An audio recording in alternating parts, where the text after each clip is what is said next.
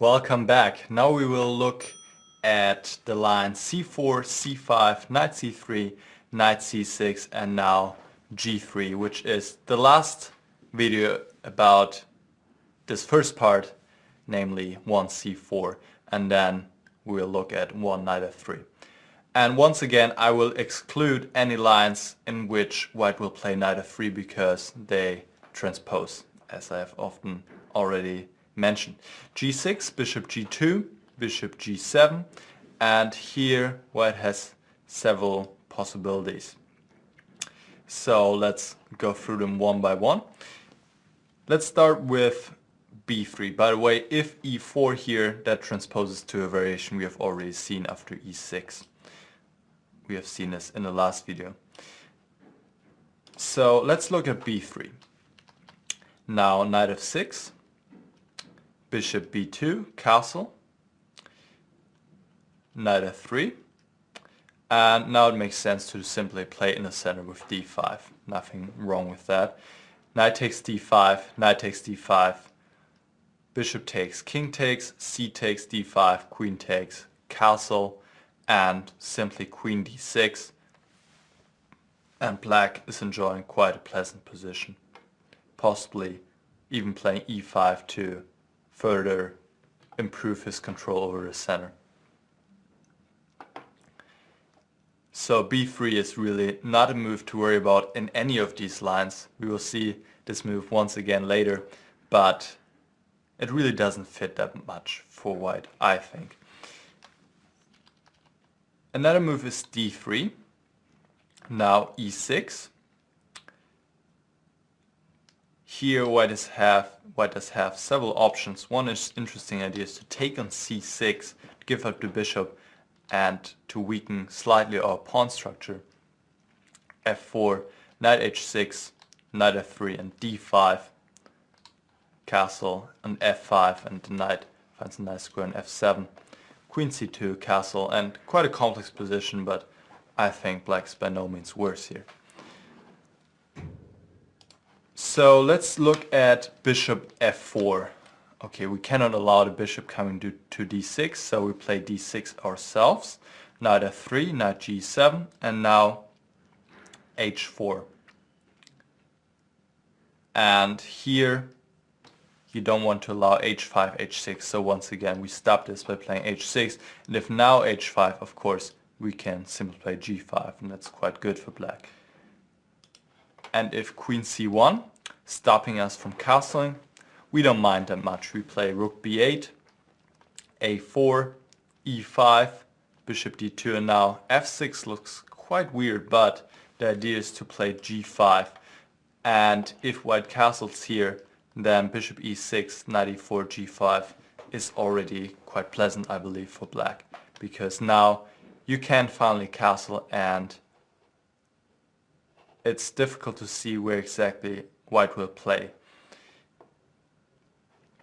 Okay, let's go back and look at e3. e6, knight g2, knight g7, we stay completely symmetrical for now. Now white has two options, castle or d4. Let's start with d4, c takes d4. Now e takes d4, knight takes d4, we'll take a look at in a moment. d5, c takes d5, knight takes d5, castle, castle, knight takes d5, e takes d5. Alright. And even though the pawn structure is quite symmetrical, doesn't mean it's a dead draw right away, obviously. For example, if white plays queen b3, that's already an inaccuracy because of bishop g4.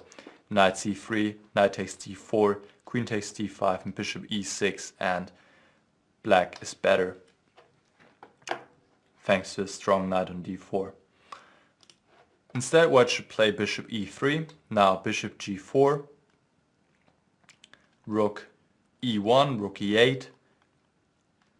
Now queen d2 or h3. If h3, then bishop f5, knight c3, queen d7, king h2, and bishop e4. And position is equal. or queen d2, and now I recommend to take on e2 in fact and simplify position here. Exchanging a lot of pieces, white is going to win back the pawn on d5, and well, this is really equal, really drawish though as well. But well, that happens, and doesn't mean that all of your opponents will play in this way, obviously. Okay, if castle, then castle, and now, well, if white doesn't play d4 himself, you will play d5. That's clear, so white should play d4 here. C takes d4, now e takes d4 transposes to what we have just seen, and now we'll look at knight takes d4. Now d5, c takes d5, knight takes d5, knight takes d5, and e takes d5. And now white can play knight e2 to immediately attack the pawn d5, which you actually don't defend. Rook e8. Queen takes, bishop f5, and black's having excellent compensation here for the pawn. Instead, queen b3. Now, simple way to equalize would be knight takes d4 followed by bishop e6, but a little bit more ambitious is the move a5, keeping a little bit more tension in the position, with the idea to play a4. Now, bishop d2, a4, queen b5, knight takes d4, c takes d4, e takes d4, excuse me, bishop takes d4, bishop b4, rook e8, no, excuse me, bishop d7 is working here because of the queen takes d5. This is a nice move, bishop c6, and in the resulting position, black is even a tiny bit better, so can still try. Alright, let's go all the way back to this position and look at another idea, namely a3, and once again we see this early expansion on the queen side. For now we ignore it, play e6, and here white is having two options, either to play rook b1 or to actually push b4 immediately. Here, that's an important motive, don't take with the pawn but take with the knight instead, and we'll see this later in the series again. A takes b4, c takes b4. Now white shouldn't move the knight, he has done it in the past, but this is too much. Queen a4, I don't believe that white is having enough compensation here for the exchange, so black is clearly better. Instead, d4 should be played. B takes c3, e3, knight e7, knight e2, and now d5. And certainly white is having compensation here for the sacrifice material. One line could be knight takes c3, d takes c4, queen a4 check, bishop d7, queen takes c4, and bishop, oh excuse me, first castle. Probably doesn't make a big difference if you first play bishop c6 or first castle, but this is how I have it here, bishop c6, and black equalizes. And if c takes d5, then knight takes, bishop a3, stopping black from castling. On the other hand, you have secured another pawn on c3 for now. So the position is quite complex. Bishop d7, castle, rook c8, queen b3, queen b6, queen c2, rook c4. Just try it out if you have a chance. I believe black's doing fine, but of course white is having compensation here, no doubt. Alright. A little bit more solid is to play rook b1 first. Now knight g7. b4. If e4 here, we have once again a transition into position we had already on the board earlier. So b4, that must be the idea really. If white plays rook b1, then he plays b4 the next move.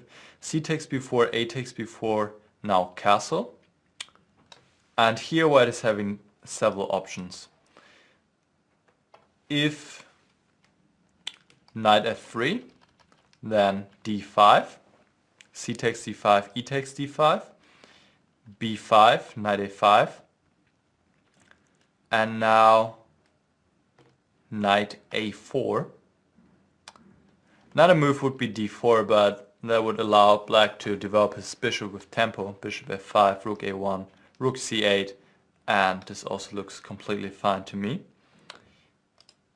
So knight a4, d4, take away squares from white and increase your space advantage.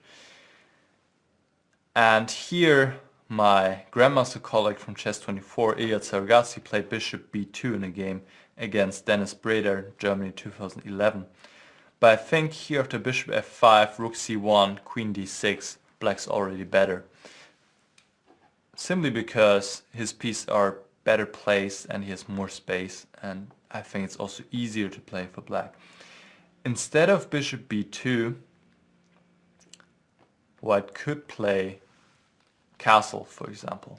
Then bishop g4, h3, bishop e6, bishop a3, bishop a2, just asking this rook where is he going to go, rook a1, and bishop d5, and this also looks absolutely fine for black. Okay, let's go back to this position and let's look at some other options.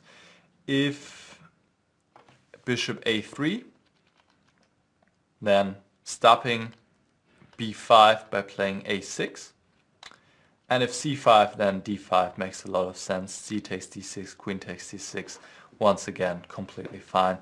You might ask yourself what this bishop is doing on a3. b5 seems to be a most direct approach and maybe also most critical. Knight a5, c5, and now rook b8, preparing b6, knight f3. In a game played between Chakchev and Chang in 2000, white played d4, but here after b6, queen d3, bishop b7, bishop takes, knight takes, c takes b6, a takes b6. Black's also having no problems whatsoever. In fact, I'd prefer the black position, excuse me. One idea might be to play d5 followed by knight d6, knight c4. So here knight f3, b6, queen a4, bishop b7, bishop a3. We're following the game Silva against Pereira, played in Portugal in 1994. Now rook c8, threatening to take on c5, which white prevents by playing bishop b4. And now there's a long forced line I would like to show you. Bishop takes f3 is the key move here. Bishop takes and now knight c4. Not allowing white to castle because knight takes d2. Also this pawn on c5 is hanging once again. So the answer is force. Queen takes a7, and now there's this line, b takes c5, bishop takes, and knight takes d2, quite a blow. King takes and bishop takes c3 check, king takes and d6. Unfortunately it isn't more than a draw, but still an amazing line here. Rook hd1, knight d5, check, king d2, and now rook a8, but white has to move bishop b6 and is securing a draw here by move repetition. Alright, that's the line. We reached the end of this video. There's really not much to worry about here. Simply ignore it if white plays rook b1, a3 and so on, and focus on your own development. And then we have seen that black can make some use out of his lead in development, even though it's not more than a draw if white finds all the right moves. Also, we have seen some other moves in the fifth move, We have seen this symmetrical line where white and black just copy each other. Also not very difficult, but maybe a little bit annoying in terms of that it might be hard to play for win this line. And then we have also discussed this one pawn sacrifice, which I would advise you to take a look after here in this position b4, after knight takes b4. This possibly could be a little bit dangerous for black, but shouldn't be too bad. Alright, I'll see you again in the next video. Hi, this is Grandmaster Damian Lemos. First of all, I hope you enjoyed this video. If you would like to receive more free chess videos from us, you can just click the subscribe button below. I would also highly recommend signing up for my free mail course, the 10 Grandmaster Secrets to Dominate Chess. During this exclusive course from onlinechesslessons.net, I'll share with you my own Grandmaster shortcuts to effective attacking, defending and growth hacks to improving your chess without complicated books or memorization. So sign up by clicking the sidebar on the right, and I know you won't be disappointed. Once more, this is Damian for onlinechesslessons.net, and I'll see you in my videos. Thank you.